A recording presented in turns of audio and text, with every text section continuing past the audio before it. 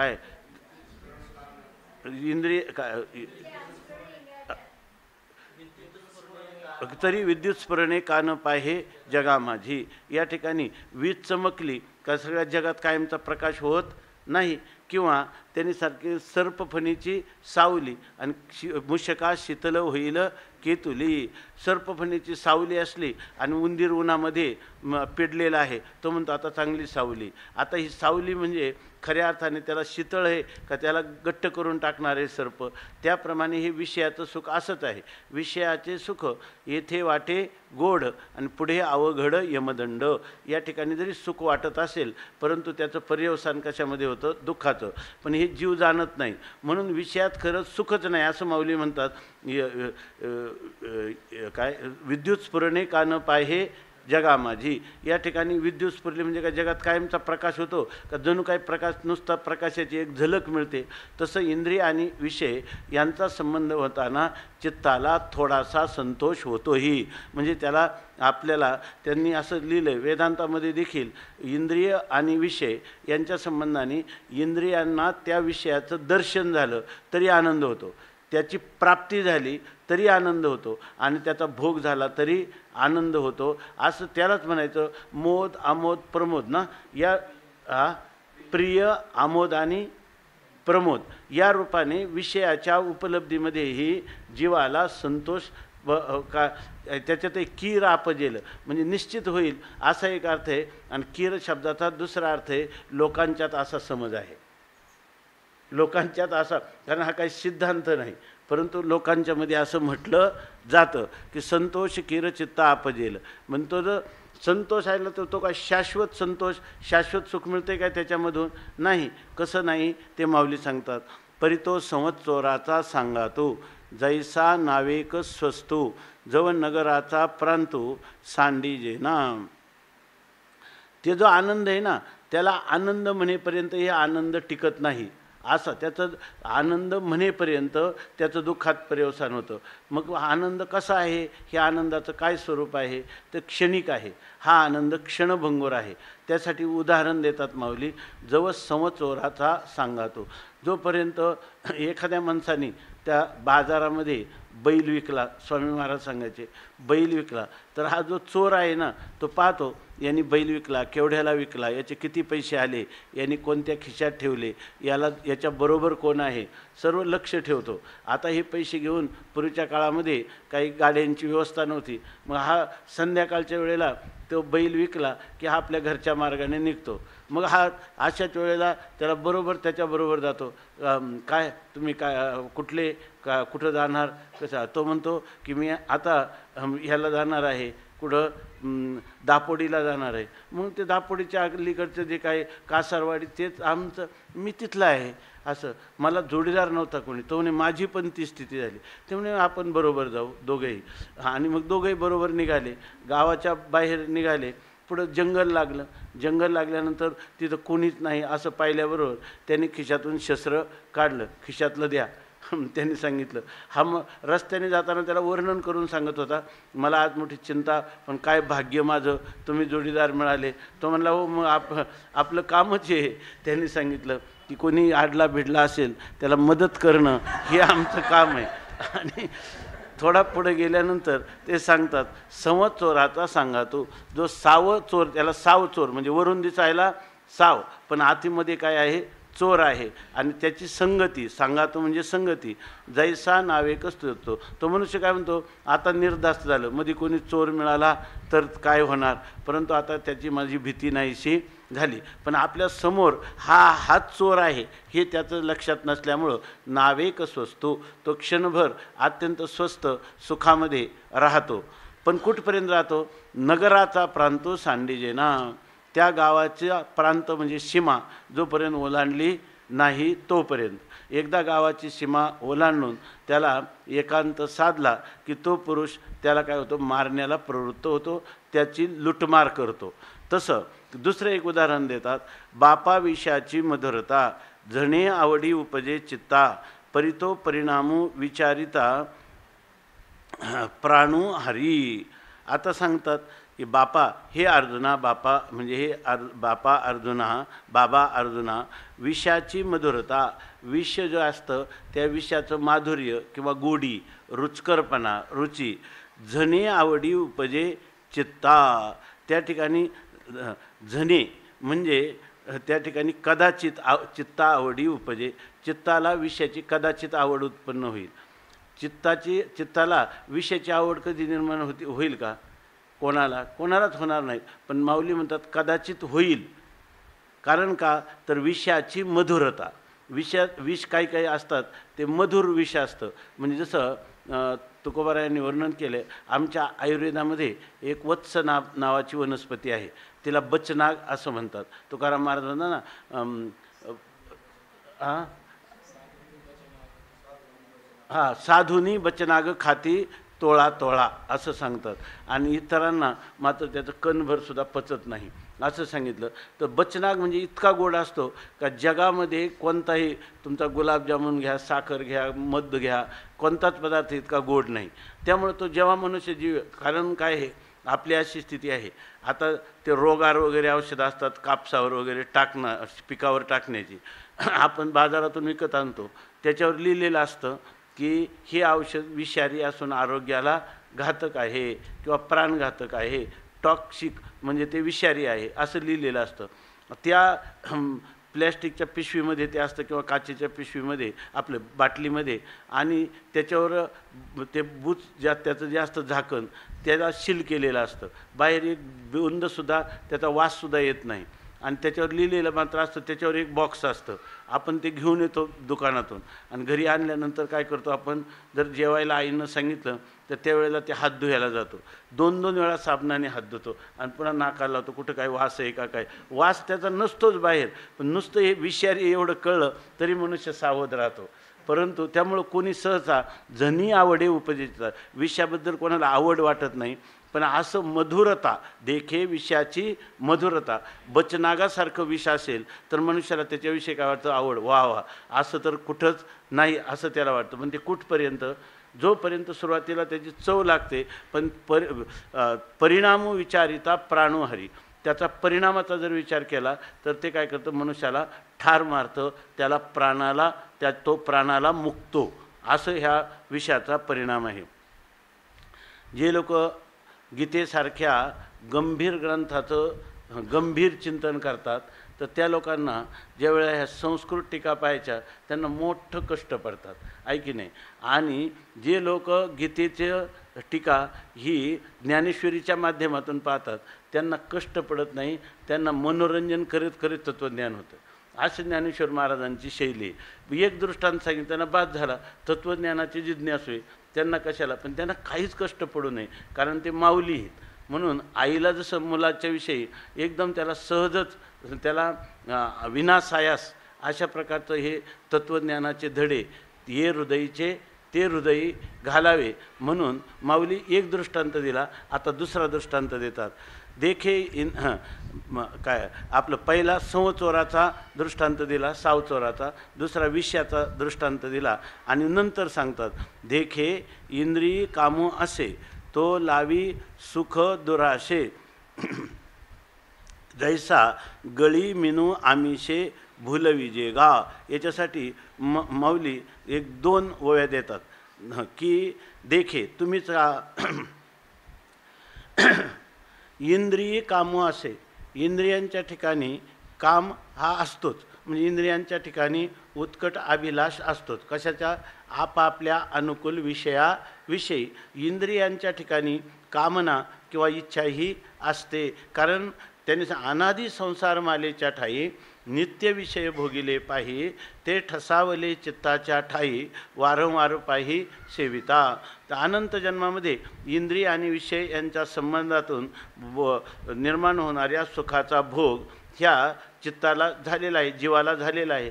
त्यामुळं त्याचं काय झालेलं आहे, त्याची ती समजूत झालेली आहे. आणि ही समजूत आज झाली नाही, आत्तापर्यंत किती जन्म झाला फेरा आणि गणित नाही जी दातारा. किती जन्मापासून इंद्रिय आणि विषय यांच्या संबंधातून उत्पन्न होणारं सुखभोग, याच्यातच याची आयुष्य जन्म गेलं. त्यामुळे ह्याही जन्मात त्याला ब्रह्मज्ञान झालं असतं तर जन्माला आला असता का?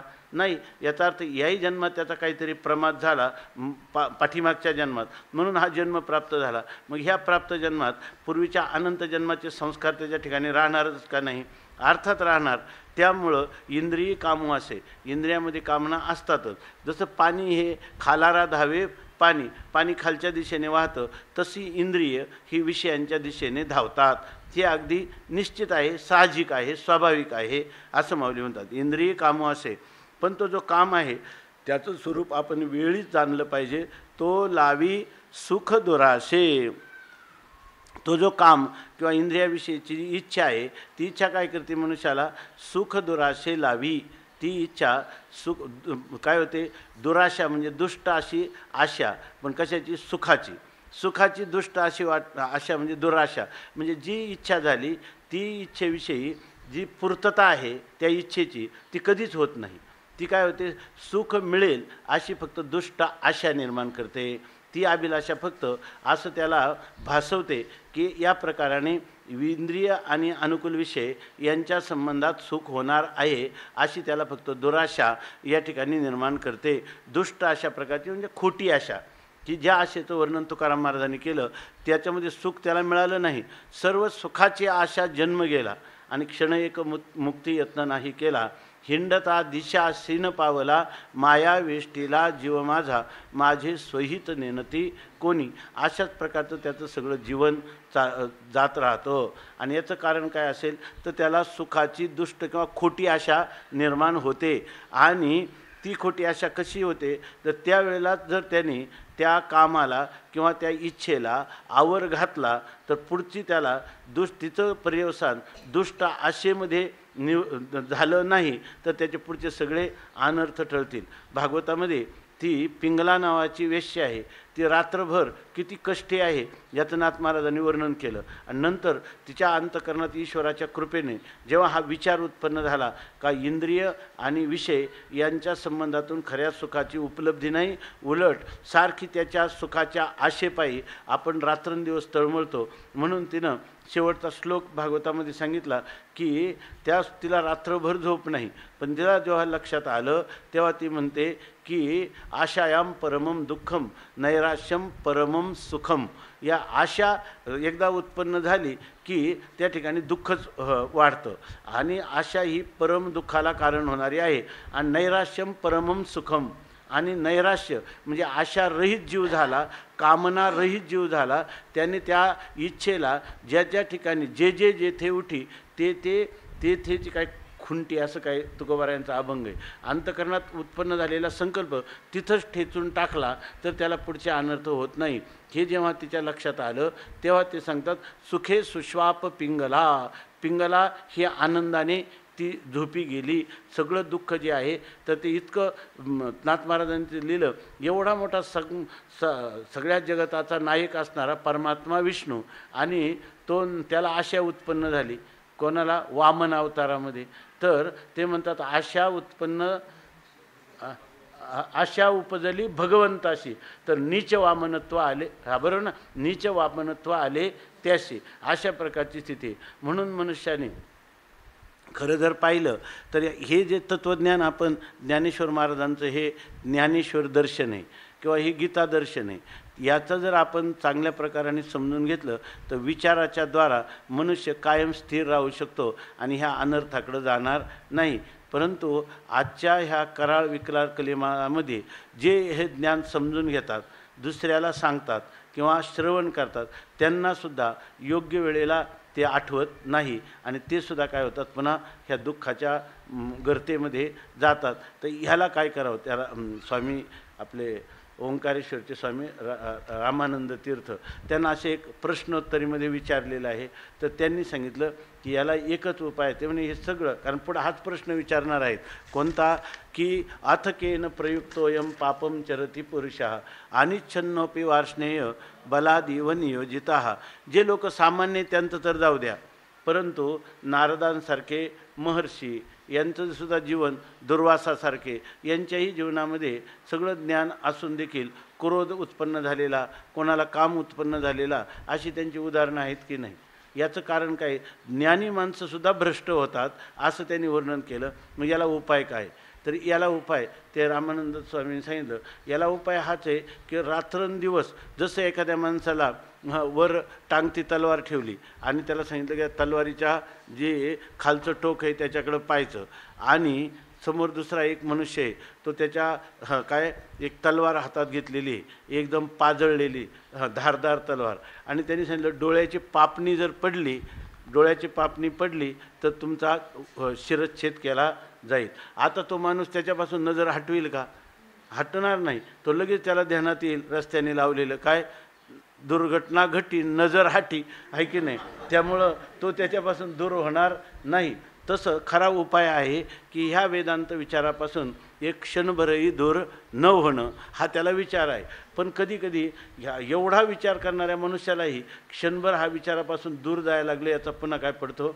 विसर पडतो. अशा वेळेला त्यांनी सांगितलं की आपण अनन्य शरणागतीपूर्वक भगवंताचा धावा करणं, प्रार्थना करणं, त्याचं नामस्मरण, ध्यान म्हणा, परमात्म्याला हकारणं, हा त्याला पर्याय असं त्या रामानंद स्वामींनी सांगितलं प्रश्नोत्तरीमध्ये. तसं इथं ते सांगतात की देखे इंद्रिय कामो असे तो लावी सुख दुराशे. सुखाची अभिलाषा उत्पन्न करतो तो इंद्रियांमध्ये असणारा स्वाभाविकरित्या असणारा काम. जैसा गळी मिनू आमिषे भुलविजेगा. आणि होतं कसं, किती जरी असतं, गळी म्हणजे गळ जो आहे तो आमिषे, आमिष म्हणजे त्या ठिकाणी एक मांसाचा तुकडा त्या गळाच्या टोकाला लावलेला असतो आणि त्याला आमिष असं म्हणतात. आणि त्या आमिषाने तो जो मासा आहे त्या आपल्याला मृत्यू येणार आहे हे काय होतं, विसरतो. कारण त्यालाही सुद्धा काय होतं त्या ठिकाणी भुलतो म्हणजे भ्रमाला प्राप्त होतो. म्हणजे भ्रमाला जसा तो गळाच्या टोकाला लागलेलं आमिष, त्या आमिषामुळं तो मासा जसा या ठिकाणी भुलतो, तसंच या ठिकाणी इतका भुलतो की तया माझी गळू आहे जो प्राणाते घेऊन जाये, तो जैसा ठावा नोहे झाकलेपणे. तया माझी गळू आहे. परंतु ते आमिष आहे ना, तुकाराम महाराजांचा अभंग आहे, आमिषाचे आशे गळगिळी मासा आणि फुटोनिया घसा मरण पावे. या ठिकाणी आमिषाच्या आशेने जातो, परंतु त्या ठिकाणी त्याला हे लक्षात येत नाही वर दिसायला आमिष आहे पण याच्या खाली काय आहे, गळाचं सूक्ष्म असं टोक आहे जे आपल्या घशामध्ये अडकून आपल्याला बंधनाला आणि मरणाला कारण होणार आहे, याचं त्याच्या लक्षात येत नाही. तया माझी गळू आहे जो प्राणाते घेऊन जाये, तो आपल्याला प्राणाला घेऊन जाणार आहे, आपलं प्राणहरण करणार आहे. तो जैसा झाकलेपणे ठावे नव्हे, ते त्याला का कळत नाही, तर त्या गळाचं वरचं टोक जे आहे ते टोक त्या आमिषाने झाकलेलं आहे, त्यामुळं त्याच्या लक्षात सुद्धा येत नाही की आपल्याला मरण येणार आहे. तसंच इथं हे झालं दृष्टांत. तसंच इथं काय होतं, तैसे अभिलाषे येणे किजेल विषयांची आशा धरिजेल, तरी वरपडा होईल क्रोधा नळा. तैसे त्याप्रमाणे येणे अभिलाषे किजेल, हा अभिलषती म्हणजे हा पदार्थ मला प्राप्त झाला की मला सुख होणार आहे, अशा अभिलाषेच्या किंवा उत्कट इच्छेच्या पोटामध्ये काय होईल, ह्या अभिलाष काय करील, तैसे अभिलाषे येणे किजेल, अभिलाषाकडून असं केलं जाईल, विषयांच्या आशा धरिजेल, त्याला ह्या शब्दस्पर्शादी विषयांची आशा तो धरिजेल, म्हणजे ह्या ती आशा धारणच करणार की मला ह्या अमुक विषयांपासून मला सुख प्राप्त होणार आहे.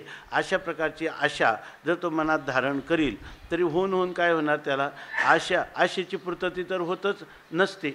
म्हणजे अनुकूल विषयाची इच्छा केली म्हणजे ते विषय प्राप्त होतात असं तर नाही, उलट ते विषय प्राप्त होत नाही. आणि झाले तरी काय आहे, ते विषयांच्या प्राप्तीमध्ये होणारं सुख हे सुखाभास आहे, खरं सुख त्याच्यामध्ये नाहीच आहे.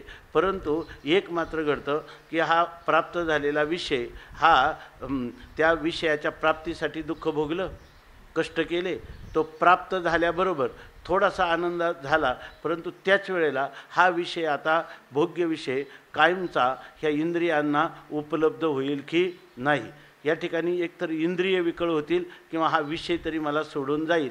त्याच वेळेला त्याला कष्ट सुरू झाले, मन चंचल झालं, विषय राहील की नाही, म्हणून त्या ठिकाणी त्याला आनंद न वाटता तिथेही त्याची वृत्ती काय होते, दुःखाचीच होते. आणि ज्या वेळेला हा अनुकूल विषय त्याला सोडून जातो त्यावेळेला त्याच्या अंतःकरणामध्ये तर दुःखाचा काय होतो, कडेलोटच होतो. आणि त्यावेळेला हे विषय मला का सोडून गेले, कोणत्या कारणाने, त्या कारणाविषयी असणारा देश, ज्या काळामध्ये तो विषय सोडून गेला तो काळ, ज्या ठिकाणी ज्या देशामध्ये त्या विषयाची उपलब्धी झाली नाही तो देश, ज्या व्यक्तीपासून त्याला प्रतिबंध आला ती व्यक्ती, आहे की नाही. आणि कधी कधी तर स्वतःलाच तो इतकं दूषण देतो की आत्महत्येपर्यंत जातो.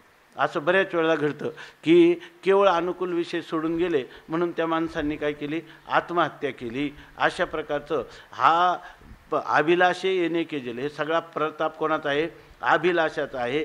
की अभिलाष झाला ना, समजायचं की त्या अभिलाषाचा विषय कधी ना कधी आपल्याला सोडून जाणार. आणि त्यावेळेला विषयाची आशा धरी गेलं, विषयांची जर आशा त्यांनी पकडलेली असेल मनामध्ये, तरी वरपडा होईजे क्रोधानळा. तर क्रोधरूपी जो अग्नी आहे त्याला तो वरपडा होईजेल, म्हणजे त्याच्या स्वाधीन होईल, प्राप्त होईल. म्हणजे याचा अर्थ काम उत्पन्न झाला, जिथं काम आला तिथं क्रोध आधीच आशे ठेविला. काम तुम्ही आधी कसा काय, क्रोध तर नंतर येणारी वृत्ती आहे, परंतु काम ज्या अर्थी आला की त्याच्याचबरोबर निश्चित क्रोध उत्पन्न होणार आहे, हे निश्चितच ठरलेली गोष्ट आहे. म्हणून म्हणतात वरपडा होईजेल क्रोधानळा. तो क्रोधरूपी अग्नीला तो प्राप्त होणार आहे आणि क्रोधरूपी अग्नी त्याला ढणढणा जाळणार आहे. ज्याच्या अंतःकरणात काम उत्पन्न झाला त्याला क्रोध हा निश्चितच त्याचा नाश केल्याशिवाय राहणार नाही. जैसा, त्याच्यासाठी पुन्हा उदाहरण देतात.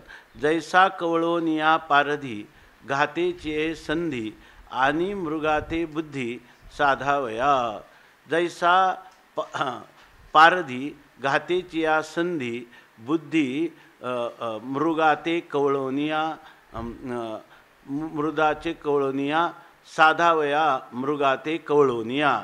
जैसा, याचं उदाहरण कसं देतात माऊली, जैसा ज्याप्रमाणे घातेची या संधी, घातेची संधी म्हणजे याचा आता घात करण्याची वेळ, योग्य वेळ प्राप्त झाली असं पाहिल्यानंतर तो जो पारधी असतो त्याला कळतं की आता ही शिकार कधी आपल्या जाळ्यात सापडणार आहे. तर मग त्याच वेळेला तो त्याला आता आपण मारू शकतो अशी संधी पाहून, घातेची या संधी, तो पारधी, तो जो पारधी शिकारी आहे तो बुद्धी पुरस्सर अगदी जाणून बुजून मृगाते कवळोनिया साधावया, आणि मृगांना कवळून म्हणजे त्या मृगांना एकत्र करतो, दुसऱ्या बाजूने त्यांना काही भीती दाखवून विरुद्ध बाजूला पळवतो. तिथं जाळं लावलेलं असतात, हरिणं येऊन जाळ्यामध्ये अडकतात. ही त्या मृगाची काय आहे, आपलं त्या पारध्याची बुद्धी आहे. तो हेतू पुरस्सर त्यांना साधावया म्हणजे मारण्यासाठी तिथं आणत असतो. आपल्याला वाटतं काय प्रेमळ आहे, यांना इकडून सगळ्यांना एकत्र गोळा करून यांचं संघटन करतो तर त्यांना मारण्यासाठी करतो, आणि ते हेतू पुरस्सर करतो की नाही, तसं म्हणतात. हे तर तैसीची परी आहे, हे काय पारध्याची गोष्ट नाही. इथं सुद्धा जीवांची, तर जीव भुलले या कामे, या ठिकाणी सगळ्या जीवांचं असंच झालं. हा काम जो आहे येथं तैसीचे परी आहे, तसाच प्रकार आहे. म्हणून संगो हा तुझनो हे, म्हणून अर्जुना म्हणतात तशीच परी आहे. काम क्रोध हे जीवाला अनर्थात घालण्यासाठी इंद्रियांची प्रवृत्ती विषयांकडे होते. थोडासं मिळणारं जे आपातता सुख, त्या सुखाच्या आशेने, खोट्या आशेने सगळा जीव जेव्हा आपलं सगळं जीव प्राण ओतून त्या विषयांचं संपादन करतो, विषयांची प्राप्ती करतो, त्याच वेळेला असं नंतर लक्षात येतं की हे जसं जैसा समचोराचा सांगातो नावेक स्वस्तो, जो नगराचा प्रांतू सांडीजे ना, अशी स्थिती आपली झाली असं त्या जीवाला होतं. आणि त्यासाठी तैशीचे परी आहे, अशी त्या जीवाचा परी म्हणजे प्रकार आहे. मग काय करावं, तर भगवान माऊली सांगतात की मनवनी संगो हा तुझं नो. हे अर्जुना, ही संगतीच तुला नको, म्हणजे विषयाची संगतीच तुझी होऊ नये. म्हणजे ज्या वेळेला इंद्रियांच्या ठिकाणी विषयाविषयीचा संकल्प होईल त्याच वेळेला त्या संकल्पाला तू ठेचून काढ, म्हणजे पुढं त्याचं संघामध्ये म्हणजे पुढं जाऊन आसक्तीमध्ये रूपांतर होणार नाही. माऊली पुढं सांगणार 7व्या अध्यायात, तैशी इच्छा हे कुमारी झाली. अगोदर इच्छाच उद्भवली ना, तेच कामाची या तारुण्य आली. तीच काय होईल, तरुणपणात म्हणजे ती जेव्हा उत्कट होईल तेव्हा त्या इच्छेचं पर्यवसान कामामध्ये होईल. आणि कामामध्ये झालं तर तिथंच थांबणार नाही आणि सुख तर मिळणार नाही. उलट काय होईल की तेथ द्वेषेशी मांडली वराडिक. त्याच वेळेला तुला द्वेष किंवा त्याचं पर्यवसान क्रोधामध्ये होईल. आणि ते तुला त्यांनी सांगितलं का हे काम क्रोध हे काय आहे, हे माणसाचे वाटमारे अशा स्वरूपाचे आहेत. पुढं 7व्या अध्यायात हे सगळं वर्णन येणार आहे. तर तिथं सांगतात की त्याच वेळेला तैशीची परी आहे म्हणून संग हा तुझं नव्हे. तुला त्या विषयांचा संग म्हणजे आसक्तीच कधी नको, किंवा संग शब्दाचा अर्थ शय बंधने, त्या विषयांचं बंधन तुला कधीच नको, किंवा विषयांची संगतीसुद्धा नको. म्हणजे इच्छा उत्पन्न झाली त्याच वेळेला पहिला निश्चय पाहिजे की काही झालं तर प्राण गेला तरी चालेल, पण त्या इंद्रियांचा आणि विषयांचा संबंध होऊ द्यायचा नाही. म्हणून त्याला म्हणतात अर्जुना, बाकी जाऊ दे, तुला ही परंपरा सांगितली, पण तुझ्यासाठी माझं सांगणं आहे, हा संगू तुझं नव्हे. तुला हा विषयाची संगती होऊ नये. विषयाची आसक्ती किंवा विषयाची इच्छा किंवा त्याच्यापासून उत्पन्न होणारा द्वेषात्मक ज्वलनात्मिका वृत्ती, क्रोध, द्वेष, हे तुझ्या अंतःकरणात उत्पन्नच होऊ नये. हे पार्था, हे अर्जुना, हे दोन्ही कामक्रोध घातुक जाणे. हे काम आणि क्रोध हे दोन्हीही अत्यंत जीवाला घातक असे आहेत. म्हणून हा आश्रयोची न करावा, मनेही आठवो न धरावा, एको निजवृत्तीचा ओलावा नासो निधी. म्हणून हा आश्रयोची न करावा, म्हणून या काम आणि क्रोधाचा आश्रयच करू नये. आता हा जर विचार आहे ना, ज्ञानेश्वरीचा हा अध्याय संपेपर्यंत अजून जवळजवळ याच्या 60 ओव्या आहेत.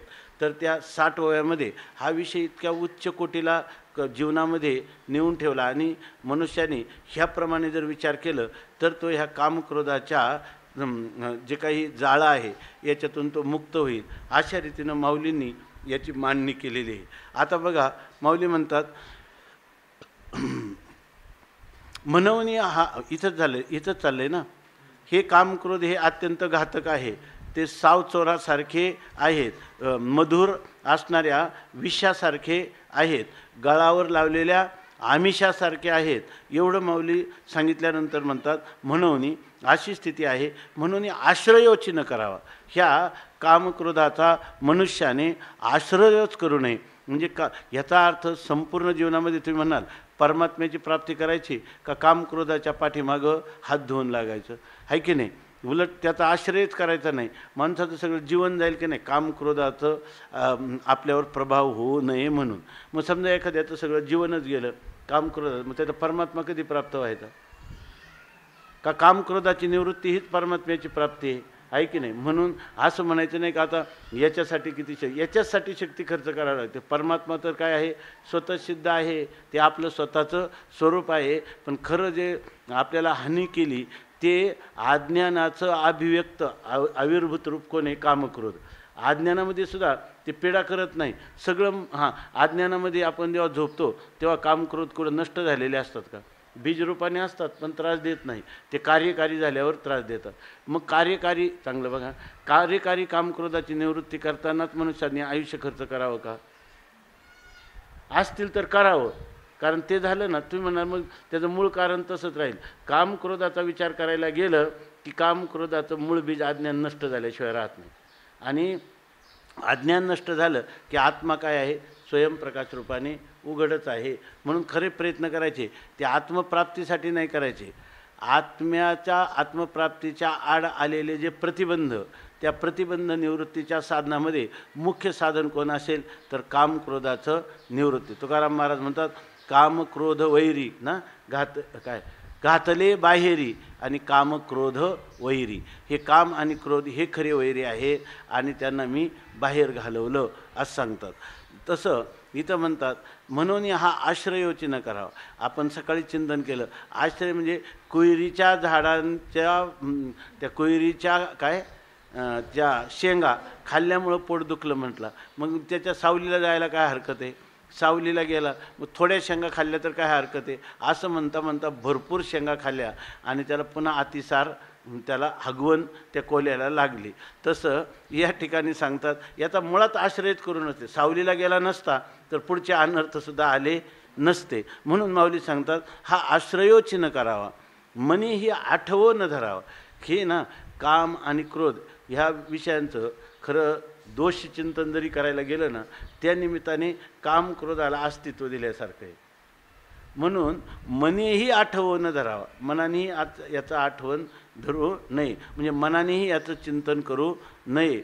आणि याच्यासाठी काय उपाय आहे? यासाठी ज्ञानेश्वर महाराजांनी इथं सांगितलेला जो उपाय आहे तो असा उपाय नाही. कोणता? यांनी चिंतन केलेलं आहे, हे करवा रेसबुड यांच्या ज्ञानेश्वरीमध्ये चिंतन केले. इथं दिले निजवृत्तीचा ओलावा नासो निधी. इथं निजवृत्ती म्हणजे कोणती? निज म्हणजे आत्मा, आत्मवृत्ती म्हणजे आत्माकार झालेली वृत्ती, तिचा ओलावा किंवा जिव्हाळा हा कधीच नासो निधी, याचा नाश होऊ देऊ नये. म्हणजे अखंड आत्मचिंतन जर तुम्ही करत राहिले, बरोबर आहे ना, तर या ठिकाणी काम क्रोधाधिकांचा आश्रय करणार नाही आणि दुसरं त्याची आठवण पण होणार नाही. कारण जी अंतःकरणवृत्ती काम क्रोधाच्या अधीन होते तीच वृत्ती आत्मचिंतन करायला लागली तर काम क्रोधाचा ओलावा आपोआपच नाहीसा होईल, त्याची आठवणही नाहीशी होईल. कारण आता तिथं कोण झाला? निजवृत्ती म्हणजे आत्मवृत्ती, म्हणजे आत्माकार वृत्ती, आत्मचिंतनाची आत्मानुसंधानाची वृत्ती, तिचा ओलावा सारखा त्या ठिकाणी आहे. हे उपाय बरोबर आहे की नाही? तत्त्वज्ञानाच्या दृष्टीनं बरोबर आहे. मग इथं निजवृत्ती असा मुळात शब्द आहे की नाही? निज शब्दाचा अर्थ आत्मा आहे की नाही? पण ते म्हणतात की इथं जे प्रकरण संगती असं जर पाहिलं तर इथं तो अर्थ घेता येणार नाही. किंवा आपण काय म्हणतो, वृत्ती भगवदाकार झाली, आपल्या इष्टदैवताच्या आकाराच्या नारद भक्ती सूत्रामध्ये चाललं आपलं. जर कायम आपल्या इष्टदेवतेच्या आकाराची वृत्ती झाली तर कामक्रोधी आपोआपच जातील की नाही? आपोआपच बाहेर जातील. कितीतरी अभंग संतांचे आहेत की या ठिकाणी वृत्ती भगवंताच्या भजनाच्या रंगात रंगली म्हणजे काम क्रोधाचं सकाळी सांगितलं विस्मृती येते. विस्मरण, काम क्रोध नावाचे पदार्थ आहे ते मला पूर्वी त्रास देत होते, आता ते दूर गेले, याचंसुद्धा स्मरण होत नाही. एवढा भक्तीचा प्रताप आहे. पण ह्या प्रकरणामध्ये ती भक्ती किंवा ते तत्त्वज्ञान असा अर्थ न घेता निजवृत्ती म्हणजे त्या कर्माच्या अधिकारी असणाऱ्या पुरुषाचं जीवनभूत म्हणून जे निष्काम कर्माचं अनुष्ठान, तिचा ओलावा नासोनिधी. तर त्या निष्काम कर्माचं अनुष्ठान तुम्ही केलं म्हणजे हा खरा मार्ग आहे. पहिला प्राथमिक सोपान जर कोणता असेल तर त्यांनी निष्काम कर्माचं अनुष्ठान करावं. म्हणून त्याला म्हणतात निजवृत्तीचा ओलावा नासोनिधी. आपल्या वाट्याला आलेलं जे शास्त्राने प्रतिपादन केलेलं जे वर्णाश्रम धर्माचं पालन किंवा ते निष्काम कर्मयोगाचं स्वधर्माचं पालन, त्यालाच या ठिकाणी निजवृत्तीचा ओलावा किंवा जिव्हाळा असं म्हटलेलं आहे. आणि तो नासोनिधी, त्याला नासू नको म्हणजे त्याला बिघडवू नको, म्हणजे त्याच्यापासून परान्मुख होऊ नको, असं या ठिकाणी भगवान सांगतात. आता होतं काय, आपल्याला ज्या ज्या वेळेला आपण आपल्या स्वधर्मकर्माचं अनुष्ठान करतो तर बऱ्याच वेळेला ह्या ब्राह्मण, क्षत्रिय, वैश्य, शूद्र असे आपल्याला 4 वर्ण दिसतात, किंवा ब्रह्मचारी, गृहस्थी, वानप्रस्थी, संन्यासी असे आश्रम दिसतात. आणि त्या आश्रमामध्ये तिथी कर्मशास्त्र प्रतिपादित ते करत असताना काहींना असं वाटतं की यांना फार कमी कर्म करावे लागतात. आणि आता एखादा मनुष्य शूद्र आहे, शूद्राचं काम काय आहे तर रात्रंदिवस सेवा करणं. आणि संन्यासी काय आहे, संन्यासी, ब्रह्मचारी हे आश्रम पाहिले ते काही करत नाही, फक्त विद्याभ्यास करतात. त्यांना आहे का सेवा दुसरी काही नाही. गुरुसेवा आणि हे विद्याध्ययन हे करत राहतात. आणि मग शिवाय खायला काय, त्यांना पेरणी करायची का, कुठं त्यांना कापणी करायची का, काही नाही. लोकांनी कपडे, अन्न, धान्य, निवारा सगळा पुरवायचा. असं पाहिल्यानंतर एखाद्याला असं वाटतं की या ठिकाणी आपल्या कर्मापेक्षा यांचं बरं आहे. आपले कृष्ण महाराज गेले, तिथे एक आमदार आले, आमदारच होते ना, त्यांनी कीर्तन झालं आणि यांना त्यांनी दिलं दक्षिणा. तर त्यात कोणाच्या हस्ते दिले, त्या आमदाराच्या हस्ते दिले. तर हे म्हटले ते असं म्हणले, हा तो एकदम चांगला मार्ग आहे म्हणे, पाया पडून लोक दक्षिणा देतात म्हणे.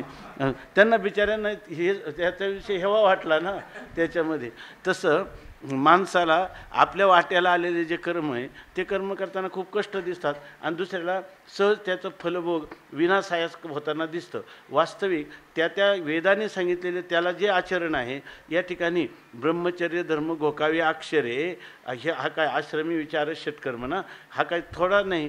किंवा संन्यासीचं यतीचं ब्रह्मचारीचं द्ववेतौ पक्वान्न भोजिनौ, द्वावेतौ पक्वान्न भोजिनौ. शेतकऱ्यांनी इतके कष्ट करून पिकवलेलं अन्न, शिजवलेलं अन्न, आणि त्यात भिक्षाम देहीचं पार्वती म्हणायचं आणि घेऊन यायचं, आहे की नाही. असं पाहिल्यानंतर कोणालाही एकमेकाचं फल पाहून असं वाटतं का तोच आश्रम चांगला आहे. पण असं वेदाचं मनोगत नाही. तुम्ही ज्या वर्णाचे ज्या आश्रमाचे असाल तिथं त्या वर्णाला अनुरूप असं वेदाने जे विधान केलेलं आहे ते कर्म आचरण केलं पाहिजे. त्यामुळं ते कर्मामध्ये जरी तुम्हाला अधिक कष्ट झाले तरीसुद्धा तेच तुमच्या कल्याणाला कारण आहे. तुम्ही दुसऱ्याच्या वर्णाश्रम धर्माचं पालन केलं तर त्याच्यापासून तुमचं कल्याण होणार नाही. असं हे निष्काम कर्मयोगाचं तत्त्व ह्या पुढच्या श्लोकात सांगतात. काय? श्रेयान् स्वधर्मो विगुणः परधर्मात् स्वनुष्ठितात् स्वधर्मे निधनं श्रेयः परधर्मो भयावहः. श्रेयान् स्वधर्मो विगुणः परधर्मात् स्वनुष्ठितात् स्वधर्मे निधनं श्रेयः परधर्मो भयावहः. श्रेयान् स्वधर्मो विगुणः परधर्मात् स्वनुष्ठितात् स्वधर्मे निधनं श्रेयः परधर्मो भयावहः. पुंडलीक वरदा हरी विठ्ठल. श्री ज्ञानदेव तुकाराम.